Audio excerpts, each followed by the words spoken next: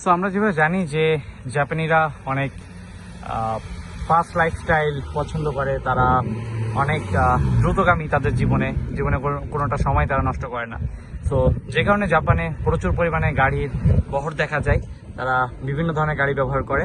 এবং যে ডিসিপ্লিনটার কথা বলছিলাম সেটা আপনারা দেখতে পাবেন যে রাস্তায় কোনো গাড়ি নেই, বাট রেড লাইট অন আছে, সুতরাং গাড়িগুলো ঠিকই দাঁড়িয়ে আছে, সামনে কেউই নাই, কিন্তু গাড়িগুলো দাঁড়িয়ে আছে অনলি ফর রেড লাইট, যেটা ডেফিনেটলি বাংলাদেশে খুব রেয়ার একটা পিকচার। বাট জাপানে যদি আপনি থাকেন, you can see that in every day, every moment, and they really maintain their discipline. And the citizens of Japan, they think they must have maintained their discipline life. So this is the traffic rules and regulation in Japan, and the citizens who are maintaining this lifestyle and maintaining this discipline. So that's city to pleasure actually in Japan.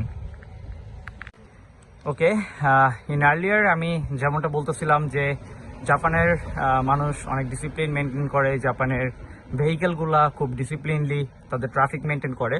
As I mention earlier, যে এখানে আপনি সবসময় দেখতে পারবেন যে প্রতিটি মানুষ, আপনি আমার আশেপাশে যদি আপনাকে দেখাই, আপনি দেখতে পারবেন যে প্রতিটি মানুষ রাতের বেলা হোক, রাস্তায় ভেহিকেল থাক, গাড়ি থাক কি না থাক, সবাই খুব ডিসিপ্লিনলি তাদের রাস্তার পাশে যে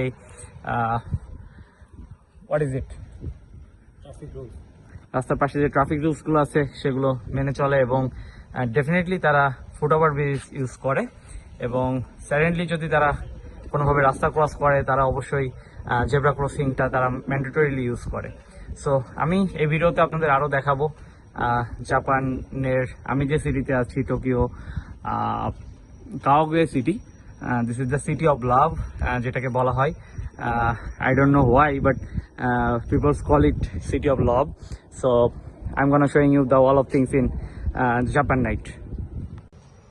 Hello everybody, welcome to Mehdi Lifestyle Blog. I'm Tanvir from Tokyo, Japan, and today I'm gonna showing you the disciplined lifestyle in Japan.